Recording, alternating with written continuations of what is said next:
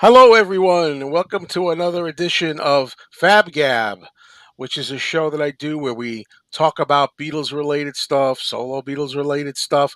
A lot of times in the earlier shows that I did for FaB GaB, we were basically ranking our favorite songs in order from least favorite to most favorite on various albums.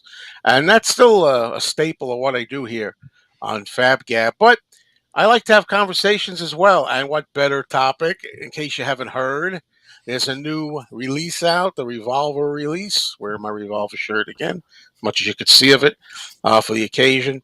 I see Kit's got Let It Be. I nearly wore my Let It Be shirt. I nearly Wow. did. And we're gonna could be twins then. Twinning. So I'm joined by Matthew Turnage and Kit O'Toole. Matthew has a channel on YouTube called Matthew Turnage, where he does Beatles stuff, other music stuff, and I know he's been getting into Bob Dylan over there for the first time, right, Matt? Yeah, it only took me 4.5 decades into my life before I finally decided to give Dylan a shot. But I'm enjoying it so far. And you're happy you have, right? Yeah, Overall, that's right. That's right. that's good. And of course, Kit O'Toole, she's one of my other co-hosts that I do on a show called Talk More Talk. We do a show, and we have Ken Michaels on there. We have Tom Hunyadi and Kit O'Toole. It's on every other Monday night, 9 p.m. Eastern, and we have a channel here, Talk More Talk. Please subscribe over there as well. And well, Kit O'Toole, you might know, has some books out. We have Songs We Were Singing, guided tours through the Beatles' lesser known tracks. And we also have a book by Kit, Fandom and the Beatles, the act you've known for all these years. And also, I'd like to throw in the Michael Jackson book, Michael Jackson FAQ, All That's Left to Know About the King of Pop. So, if you Michael Jackson fans can check that book out too. And we're here to discuss Revolver. We welcome your comments. And, it's going to be hard to see all of them and address all of them. I'll do some here and there, what I can. But first off, I did videos, I did videos, of course, several videos. And I've kind of revolvered out myself in a way. So you kind of know where I stand, although I'll probably reiterate some of it here. But let's go around and first of all get the impressions, I guess, of the new stereo mix. And I'm going to start with you, Kit. Ladies first. So, what do All you think? right. Well, I really enjoyed it. It was somebody, and I can't remember who it was, but somebody really on Facebook in one of the Beatles groups posted a great visual summary of how I felt about it. It was uh, two pictures of the cover, Revolver cover. One of them was fuzzy, and then one of them was crystal clear, sharp. And that's kind of what it was like. It was like the dust had been blown off, and it just had such a now has a much clearer sound. Not that it was bad to begin with. I mean, it had a good sound anyway. But to me, uh, some of the songs like Taxman. I mean, the bass and drums just really come out at you, and other tracks just I think have. I mean, there were certain you know. Guitar parts, some backing vocals, all that. I just thought, wow, I've never heard it that clearly before. I'm only sleeping. I mean, the yawn Yeah, the yawns Yeah. jumped out at me too. startled me. I Yeah, that was one of yeah, the things I liked. yeah. I Yeah. mean, never noticed it that much before. I Mm. mean, so I really it just struck me that it sounds now like it could have been recorded today. It's just it really not that Giles Martin obviously didn't add anything to it. I mean, it's nothing like that, but it just sounds modern somehow. I mean, it just sounds timeless even I think more. that's the idea. I think that's the idea. I just want to. This is going to try to achieve that, make it sound more up to date or modern. Tim Allen says the remix has replaced the mono as my go-to. I think they did a fantastic job on this. I know Tim really liked it a lot. Overall. Yep. Yeah, and I have to agree, Tim. I'm not a big mono person. I have to, admit this up front. I grew up on stereo, so I have to kind of admit that I probably I lean towards stereo anyway. But the stereo, I kind of agree. But some of the songs more than others. Yeah, this probably would be my go-to as well. I have to tell you, Edward, I know I do not agree with this anymore. I used to think Revolver's Paul's album. It's his baby. Paul has got some fantastic, classic, wonderful songs on Revolver. But after listening to it again, kind of like fresh ears or so, I thought that they all are operating full. You have John doing his great songs, very clever, psychedelic, trippy songs too. And George gets three songs, three, you know, good songs, So, and Ringo, of course, even has a song to sing as well, and it's a classic Ringo vocal. So, I no longer think Revolver is or was a Paul album anymore. I think it's a joint effort, and it's gone up in my estimation because I always say, yeah, Revolver is it the best Beatles album? There's so many great albums, and now I know why a lot of people say that. In a way, they really are experimenting. They're innovative. This this is the first album. It seems like you would think that goes without saying that we already knew that, right? But between the listen to the mix, and I have some problems with it. Some Yeah, things it's I not like, some perfect. I don't. But the extras too. Listen to the bonus stuff.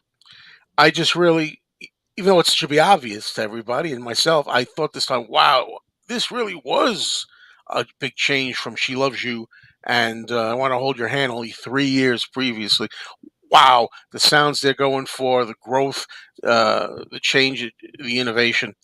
So fabulous. All right. So Matthew, what do you think as far as the new mix is concerned? I was very impressed with it. The previous mixes, when the Pepper one came out, that became my go-to for Sergeant Pepper. The other ones since then, I've enjoyed them sort of as an alternate listen. But if I just want to grab the album, I go for the original mixes. I'm not sure how Revolver is going to shake out for me, but this is the only one I've heard since Sergeant Pepper where it could potentially become my go-to. I got to live with it a little bit more to decide. Like we said, it's not perfect, but I just love how Giles has sort of spread out the sound. It's given it a much wider scope in the stereo picture, and I'm like you guys have said, there are certain things that stick out. One of the things that really blew me away was listening to For No One, where on the original mix, Paul's got that, he's got the piano and he's got that clavichord kind of under it. In the original, the clavichord kind of is more like a texture. It's the piano is what I always hear. But here on this new mix, Giles has put the piano on the left and the clavichord on the right, so you really hear them distinctly, and it just makes the song a totally different experience for me. I was really impressed with that. You see, I don't know if Docus is joking or because I notoriously said I don't hear the what I call, if they are or not, the finger snaps at the end of uh Here There Everywhere and the tambourine in Taxman. I maintain that I find every time I get to these Giles Martin mixes, some of them I like and some of them I don't, and I hear things uh differently. Uh it just seems to take it over and envelope the whole thing to the point where everything's lost to me. And I miss things like those, like the tambourine and the finger snaps and some other things that people hear. They actually say, "No, it's there. I've heard it." You should listen to the headphones, Joe. Put your headphones on, not these, the ones stereo headphones. But and the thing is, I say I don't listen with headphones usually. I don't like that. So why listen with the headphones it's the only way I can hear the things is to have headphones on. If I can only decipher them that way, in my estimation, I'm like, well, I'm not going to be listening that way ordinarily. Uh, so I don't see the point for me of doing that. I'll Um, tell you, listen to Tomorrow Never Knows, the stereo mix with headphones. It is, and I think somebody mentioned that earlier in the comments about Tomorrow Never Knows. Listen to that on headphones. I mean, it sounds great anyway. I mean, listen, I love the remix, but on headphones, it's a whole different experience. I mean, it's just the sound loops going, in one ear out, then the other, and the other. Wow, well, I will have to do this. amazing. There's always been finger snaps. I know, Woodland. Where did they go? At least that's the way that I feel about it. And someone, I definitely want to bring this up because I don't know if everybody watched. I don't expect everybody to watch every video I do, but I did go through all the songs and I despised. She said, with a passion. And somebody here said, I can't find the comment now. I'm searching for it, but it keeps moving. I don't get all the hate. Here it is. I don't get the criticism. Roy says of. She said on the remix. You can now hear all the instruments, even John's Hammond organ. A lot of people have said, agreed with what I said. Ringo's cymbals, the cymbal crashes that are an integral part of that song, are gone, or more appropriately, maybe subdued. People say, "I heard them. I had the headphones on. I heard." Look, I've been listening to this song for 50 years or whatever it is. Uh, you know, where that was the power of the song for me was those crashes, smash, smash that he does. I don't hear them. Maybe it's me. What say Kit and Matt?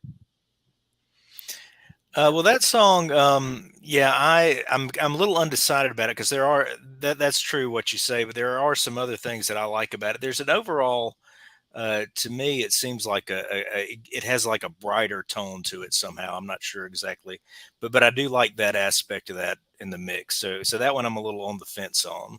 There are things I like about it and things I don't. Yeah, to me, it sounded a little clearer. I like it, brighter is probably what I was thinking of as well. I mean, it keeps that that kind of drowsy, sort of trippy feeling to it. But I thought it just I think John's voice sounded just a little clearer to me. It sounded not as I don't know, just sort of muddy. I don't know what it was, but it was without, again, it still sounded plenty, plenty trippy and out of this world. But I just I don't know. It just sounded a lot sharper to me. I don't know how else to put it. Well, Tim asks a legitimate question. A lot of people ask, "What is the point of a remix if it sounds exactly the same?" True. Well, first I Yeah. say then don't do it. But anyway, okay. But no, seriously. But I'll tell you, it doesn't sound exactly the same. I appreciated the vocals being more centered Yeah. and not this harsh, pen. That was different. That I liked. The vocals really, I enjoyed it on it, and I think half and half. Half of the songs I liked, half of them I didn't. I had little things, nuances that bugged me, and that's, as I say, that's been going on with the Giles Martin mixes for me personally since the beginning. Um, I listen to them and I'm like, I'm used to hearing it a certain way all these decades just because it happened to be mixed that way. That was the decision they made. No other reason. If it could have been reversed, right? If this 2022 had been the 1966 mix, I'd be used to it this way. Although in the case of the mono, which I like the mono, I think a little better on when I heard the mono disc, but that's from 1966. They didn't do a new one. That was the original one. I think it was the basis for the stereo, which Giles did the same thing with Sergeant Pepper. He based the stereo, made a stereo mix out of the mono. If I'm saying that right. Right. Yeah. Yeah, he Yeah. followed the template of the mono, Right. but gave it that wider stereo sound. Yeah. Yeah, and you can really appreciate, just what a great bass player Paul is. Not that we needed that reminder, but it was the same thing with the Sergeant Pepper box set and some of the others. I mean, you get to appreciate his bass lines so much more. And then there were some tunes where I could really hear the James Jamerson influence too. I mean, he was such a melodic player, and you could really hear that. But Joe, I just wanted to pick up on something you mentioned about how you're used to hearing it, a particular way, and when you hear the remix and you say, "Wait a minute, that's not right." Yeah, I kind of had that feeling on "I Want to Tell You" on with Ringo's drums. I really liked on previous mixes. I talked about this on another show recently when they was FaB, and one of the other John Stone. I was trying to explain this, and John Stone called it the boing of the drums, and I'm sure there is a much better technical term, but they just had that sound, and I'm not sure how it was accomplished, but they just had a very different sound to them. And in the stereo remix, they're really subdued a lot more. And I don't know why they did that. I don't know why Giles would do that, because I thought that sound on the drums was so unique on that cut, and I miss that. I mean, it's still there, but it's way more subtle than it Now was. it's funny because in my notes it shows you that I've always maintained too that it's such an individual thing how we hear things. Some of Yeah. us, and my notes on "I Want to Tell You," I have said I have a new appreciation for the song. It's Yeah. always been on my lower. It's always one of my least favorite Beatles songs. I've always said. Now I really love it. Not just since the new release, but I've been feeling that way for a couple of years now anyway. And the drums Mhm. really appealed to me. You know. Yeah. Oh, it's very underrated. Very underrated You song. know. You know. Um, so let me say a track that stood out to me was Eleanor Rigby. I really liked the sound of that here. I was listening mostly because I wanted Paul's voice to be, really like consistent, and it kind of was. And of course, all of the orchestration really sharp and clear. I mean, I really loved everything about it on the new mix. Uh, Anything in particular stand out for the two of you, or maybe like something that you thought wasn't the same or didn't care for? Either way, very good or maybe disappointment. Anything? Whoever wants to go first. Well, to me, the theme with this was really the widening of the picture, and so Eleanor Rigby is a good example where the strings are a little more spread out. You hear, the different stringed instruments a little more distinctly instead of just as one mass. Same thing with the horns on "Got to Get You Into My Life." There's a little more, separation there. Some appearing in different sides of the stereo that's really effectively done, I think. One thing though that one of the things about the mix that I'm a little unsure about too, how I feel about it. Kit mentioned the bass. Paul's bass playing is great, but there's something about, and I've tried to figure out why it feels this way, but a couple songs in particular, Taxman and I'm Only Sleeping, the sound of the bass is just a little weird to me compared to the original mix, and I'm not sure what that is. Maybe it's because it's more separated, and if you compare to like the later albums where I'm used to a more separated bass sound, I think Paul recorded a lot of those songs. He would overdub the bass later by direct injection, whereas this would be recorded in the room through an amplifier, and so maybe that's part of what's different about the sound. I don't know, but there's just something I can't quite put my finger on, particularly like I said on those two songs, Taxman and I'm Only Sleeping, where the bass just sounds a little funky to me in this new mix, and I'm not Hmm. sure why. Maybe compared to what you're used to, Yeah, really? compared to what I'm used Yeah. to. Yeah. Let's get up some notes here. Kid, anything stand out in particular? Or Yeah. Well, Tomorrow Never Knows, definitely one of them. And the other one, and I'm just looking at the comments here. So, at Gino, I'm afraid I'm going to have to disagree with you here. I liked In Your Bird Can Sing. yeah, I did too. Yeah, I thought that was Yeah, I'm sorry to have to disagree with you there. I actually thought that sounded more well-rounded. Really jumped out at the speakers, and I have to admit, kind of like what you were saying about I Want to Tell You, and Your Bird Can Sing, for some reason, that's never been in like my absolute top tier favorites on Revolver. I mean, I like it, but it was never top tier. Boy, this remix makes me rethink that. I mean, Yeah. this remix was, in my opinion, just breathed new life into it for me, and just made it so vibrant that that was kind of a revelation for me. I love that mix. All right. And I forgot when I made my videos to listen to and to talk about the EP, the versions of Paperback Writer and Rain. I wish I had remembered to do that when I made my proper videos. You know, I don't know sometimes. I mean, I'm listening to the CD of the mono and the stereo versions, and I'm liking both. I'm liking it both ways. And I'm thinking, which one's the mono, which one's the stereo?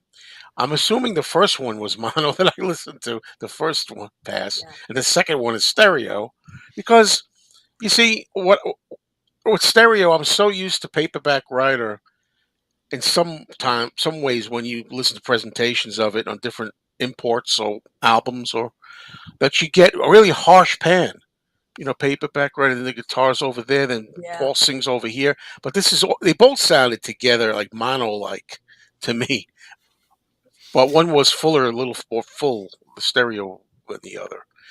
And I didn't know. I'm guessing the mono was first, but it's interesting. It doesn't really indicate on the CD, Yeah, I think which I is think on the CD, I think the first two are the stereo remixes, and the last two are the mono. the reason I mentioned that. Let me say interrupt you for a minute, because it says on the label after I listened to it, it said stereo mono. I think it had stereo listed first. Okay, I guess that's first. I mean, I don't even, what can I tell you? I would know it was the harsh stereo. If it was the harsh stereo, I would have Mhm. known immediately. I like both versions. I was okay with both. Yeah, So I thought the remix of Paperback Writer was one of the better remixes too. I thought that really had a lot of punch and edge to it. I thought it was great. Yeah.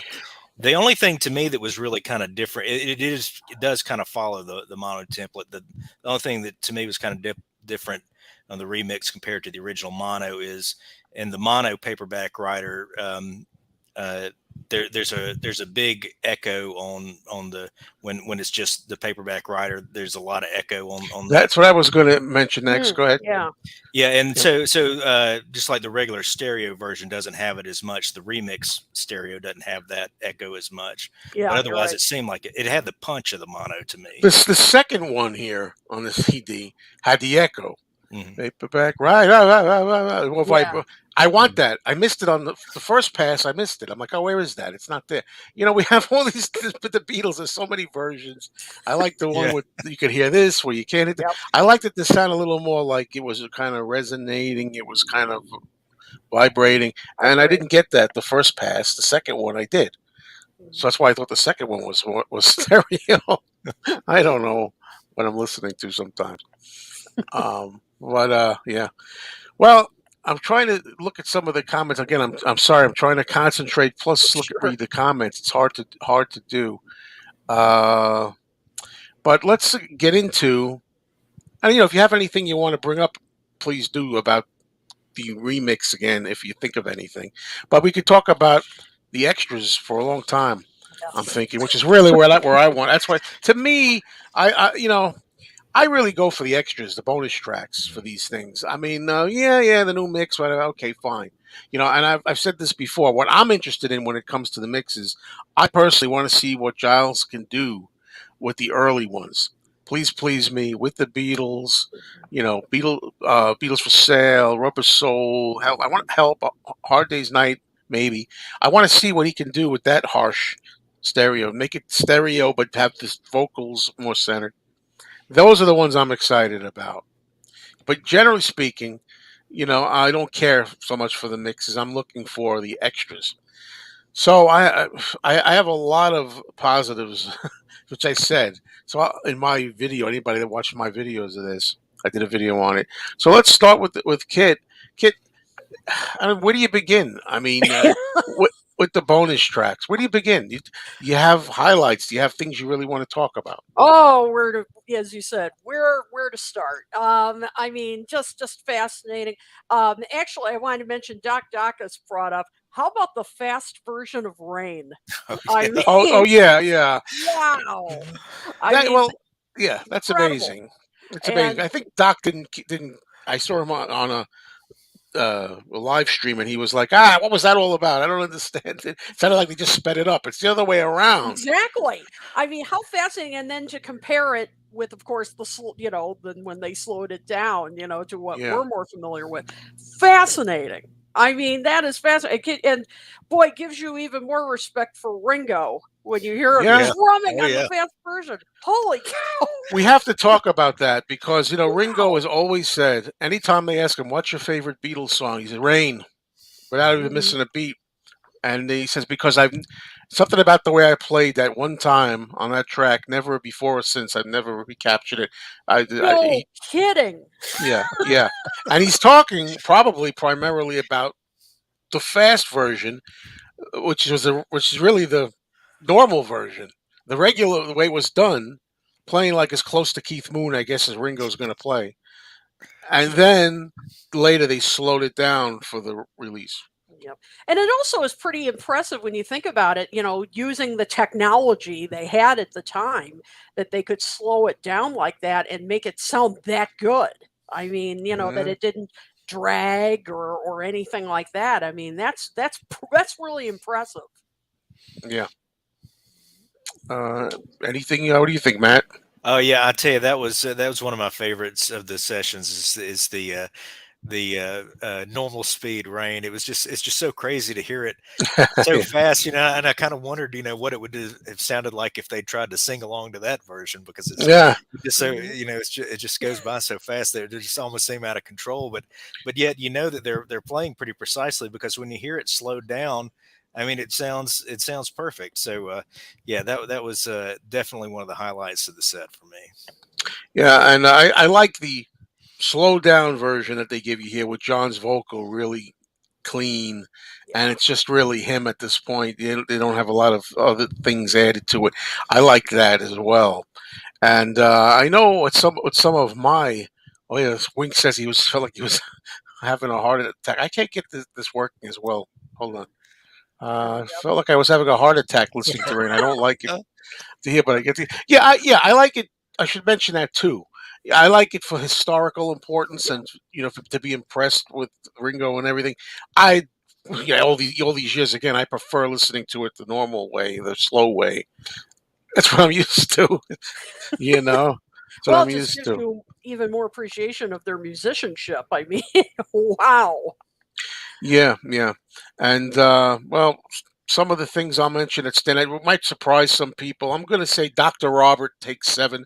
Dr. Robert is a song that like most people just overlook. I overlook it. It's just there, kind of. But I was thinking again. I can't emphasize this enough. Even though we've all come to accept and love Revolver for what it is, and we know its importance, and we know how much it's changed music and everything. But it really drives it home when you're hearing them work on this with all these different versions and experimenting. And this time, a highlight for me was Dr. Robert Take Seven. It just made me realize how truly experimental and groundbreaking and innovative this work was. And the whole well, you're feeling fine part. It was more intense on this. They did that. It was a little longer too. I think. I think they repeated a bit at the end that wasn't on originally on it. The release version. With more drums in there. You'll know what I mean when you listen to it, folks. Or listen to it again, or if it has more intensity to that part. Uh, just love that. That's one of the highlights for me. Other highlights, please. I loved Got to Get You Into My Life, the second version where they were playing all the horn parts on the fuzz guitar. yeah. Mm, I yeah, mean, obviously, I love the final version better with the horns, but it was really just it gave it such a different feel, and it was just fascinating to hear them replicate, the lines on the guitar. That was really fun to hear. Mm. So they were very close. It was close to the final version, but just a very different sound. Really enjoyed that. So did I. Yeah, that's a song that I'm kind of OD'd on. A Yeah, lot me of Beatles too. songs, but But yet it's yeah, like new life. New life. Great to hear it like this. I also like the backing only. Uh, so many times I don't like that. I say, oh, who cares to listen if all they're going to do is basically the vocals aren't there. It's like listening to it with the vocals removed. But in cases like we've got to get you into my life, the version where it's the backing track instrumental with the horns, it's a whole new perspective to the song just hearing it that way. or Paperback Writer. That was another Yeah, one yeah, it's Yes. another one. where you're just Yeah, like, this was just a kick-ass rock band. Oh I yeah. mean, it just yeah, really you appreciate it even more when as you said, when you just hear the backing track. And yeah, Paperback Writer was another example of that. yeah. Amen to that. How about you, Matt? Yeah, well, just to follow up on what Kit just said, that was one of the things that really struck me is just what a great rocking band was the Beatles were when you hear that instrumental version of Paperback Writer. Some of the ones that I really like are the ones where you hear like the evolution of the song. So Got to Get You Into My Life is a great example. You got that take with a lot of organ in it, and that's a very different kind of sound. And then the fuzz guitar instead of the horns. I also really liked, of course, I'm a big fan of Yellow Submarine, so we get you know 4 tracks there to kind of hear the evolution of that song is was one of my favorite parts. Is Absolutely, that yeah absolutely. I mean, we got to get to that. That you could have its own show. Yeah. I yeah mean, yeah. What can I say? It's great. I mean, John actually working on it, doing that kind of sadder uh, intro bit, starting it out like that. And I like a little bit of dialogue on one of them. They do a couple of, I think they call them work tapes. Mhm. Yeah, work Songwriting tapes or something. songwriting. Yeah. Yeah, and I think if I remember, I only listened to it once. Paul's kind of like encouraging John on it, saying, "Well, you know what, you sing it or whatever, something like that." yeah And it's so great to hear them. And then they get into the actual part where they're doing the "We All Live in a Yellow Submarine" part as well. Uh, and what a change from the kind of like somber beginning to the fun kiddie song, I guess you say, that it became. Never in a million years did I think it started with that initial. Never Yeah, in a million years. I mean, that was one of the huge revelations of this set. I think that's yeah just incredible.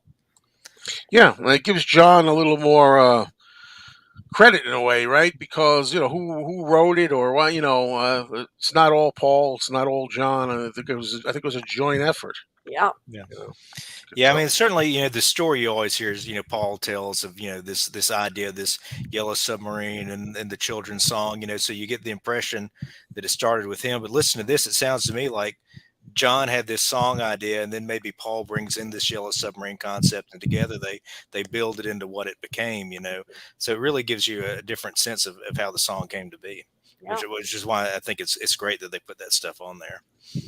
For sure, for sure. I have all my notes here. I mean, I could go all over the place with this. And your bird can sing. Also, there's so many uh, incarnations of that as they kind of change it around. I'm not a fan of the giggling. I didn't like it on Anthology.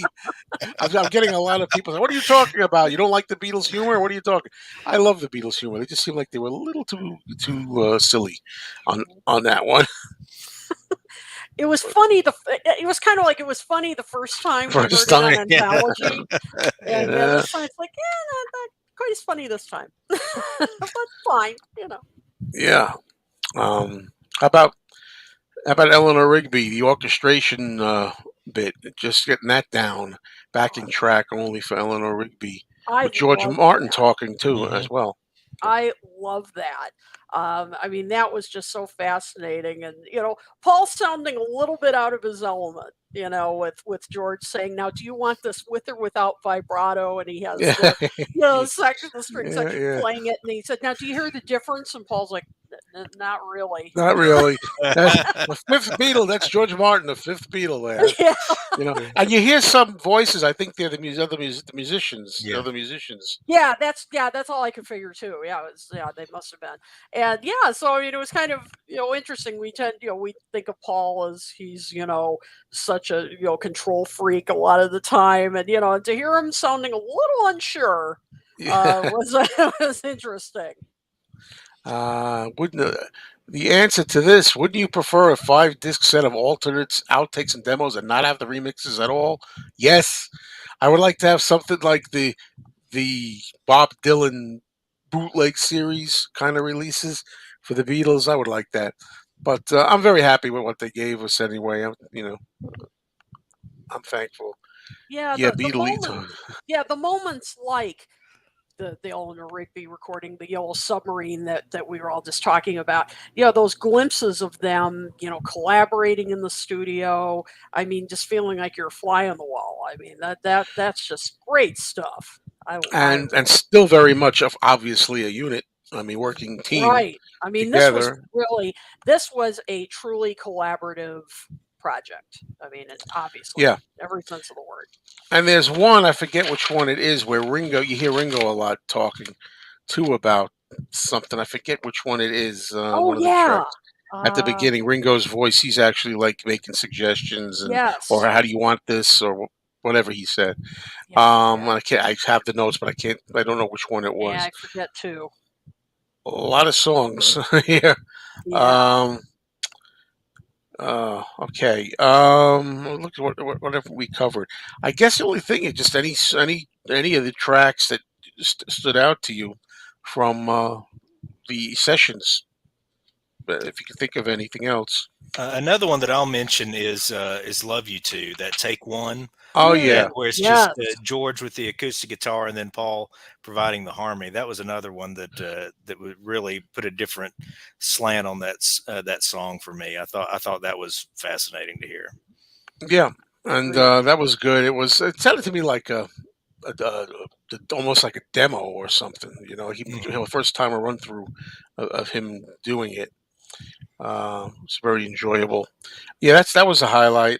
Um, then she said, I like the one again. I'm giving a big thumbs up to these backing tracks, which usually don't impress me, but I liked hearing that too. And you get to hear the cymbal crashes on it too. By the way, get the Ringo Red, even though you know what you smash, you know. Uh, and she said the John demo that was on the Lost Lennon tapes Yeah. in 1988.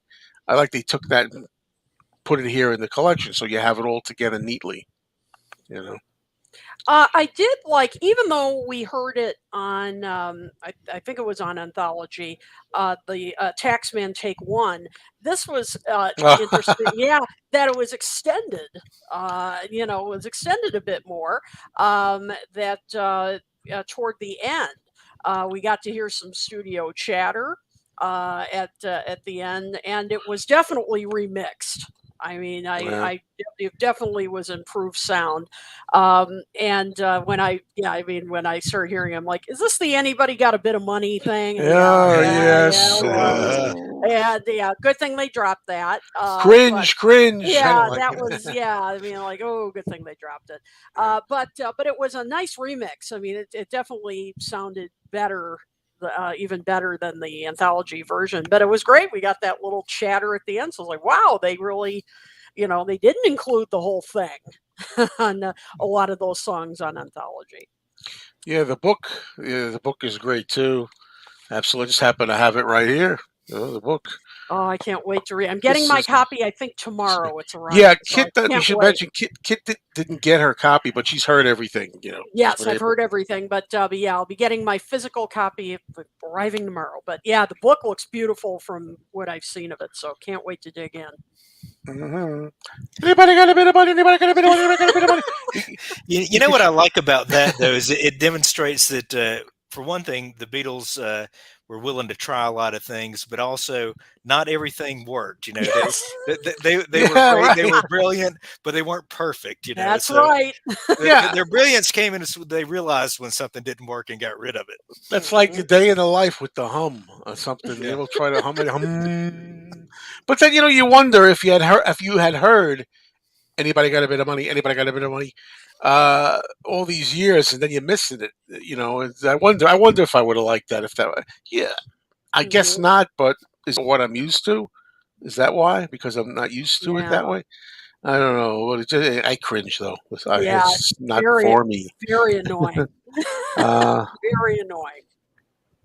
yeah, Tim Allen points out that almost everything on the anthologies was played with and tweaked. These versions are a lot more pure. Yes, good point. Yes.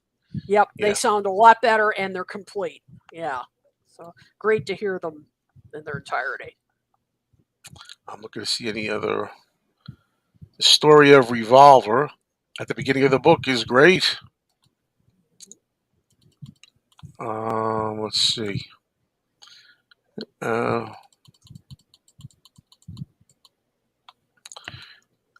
yeah, the 2015 paperback writer is light years better than this 22. I remember. It's been a long time since I heard the other remix. Yeah. 2015. Is that from the one album? Is that what Yeah. he's talking Yeah. about? The remix of No, the one one album? was 2001. So, Well, they did a oh, The, reissue. I the think oh, in one reissue of it. conjunction plus. with the That's right. remix. Yeah. I didn't like that for some reason. I think it's been a long. That shows you I don't play it. It's been a long time, but I did like this one a lot better. So I'm guessing I'll disagree with you there. I did like whichever one was the stereo. I like both the mono and the stereo. I know that sounds ridiculous. Like you can't tell the difference. No, not the way I was listening. I think maybe I do have to try it with the headphones, just at least to get to get an opinion that I could use on the videos. You know what I mean? When I'm listening, I may not want to listen with headphones just for my pleasure when I pull it out.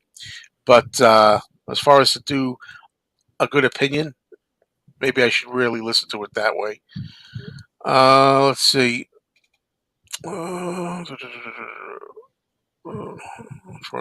Is anything of interest that I'm missing? I see here Anthony Howell points out about around this time that the Beatles kicked around the idea of recording at Stax in Memphis. Oh, Yeah. Yep. Wouldn't that have been fascinating if that had happened? I mean, that would have been great. I wish that had happened. If I'm sure you would, whatever. right? That's up your alley, I would right? have loved that. Are you kidding? Yeah. It would have been a dream come true Yeah. to hear Yeah. that. But yeah, didn't happen. All right. Well, I'm kind of like thinking of anything left that you want to discuss because we kind of covered it. Um, I'm just looking to see if there's anything that they put stars next to, which I might want to mention. Let's see. We talked about got to get you into my life, and rain, of course. Yeah, no, I think I've pretty much covered everything. So, Yep. any last thoughts? Let them come. Well, I think as far as well, the outtakes are and alternate versions and backing tracks. So, I mean, there's really I think those were as great. I think as we could have expected. I mean, that's one of the reasons I love these box sets. But I think even though we've talked about it and many commenters have talked about it, the the stereo remixes have their flaws. We've all said that, but overall, I think it was a great opportunity for us to really listen to the album with fresh ears. I think it really, as I said, I think these remixes have brought a timelessness to the album, even more of a timelessness to the album, and really brought out even more colors in the songs, and really just show that this how this could have been recorded today. It's the music is that timeless. So I'm really enjoying this set. Well, I thought of a question. If you could rank it? Where do you put this as far as so far the remixes up to this point? From what you've heard, where would you kind of place Revolver as a top favorite, maybe middle, least favorite? What do you Oh think? boy. I think I would still rank Sergeant Pepper as number one for me. That was really just, I think that's still my favorite. I would probably rank this maybe number two. I think I'd rank this number A two. lot of people are liking this. From what I've heard, a lot of people saying that maybe it's their favorite or Hmm. number two. Around. Hmm. There. How about you, Matthew? Yeah, I You have agree. To me, it's number two behind the Sergeant Pepper remix. Yeah, I still think Pepper. Again, although I'm not really fond of all these completely, I think Pepper is probably my number one. Yeah. I don't know about the second one. I know that the White Album for me is probably the last. It's probably on the bottom. There were just too many things I didn't like about it. Hmm. But this one maybe I don't know, maybe after Abbey Road, maybe Abbey Road and then this. I don't know. I got to give it more listens. I haven't listened to it a lot yet. So I guess that's it. We've kind of covered it. And now we just got to enjoy it some more. And I appreciate everybody that watched the video and in the comments. It's always nice of you to show up and offer stuff that we can put on the screen. So thank you, Matthew. Thank you, Kit, for joining me for this edition of FaB GaB. And please, if you like this show, go over on the playlists. You can access the playlist button on my channel, and you'll see FaB GaB. And we do a whole bunch of shows. And I've had Matthew here, I've had Kit here, I've had other people here as guests as well. And just feel free to look it up. There's all kinds of Beatles related topics. All right. So enjoy your Revolver, everybody, and we'll talk again soon. Thanks, everyone. See ya.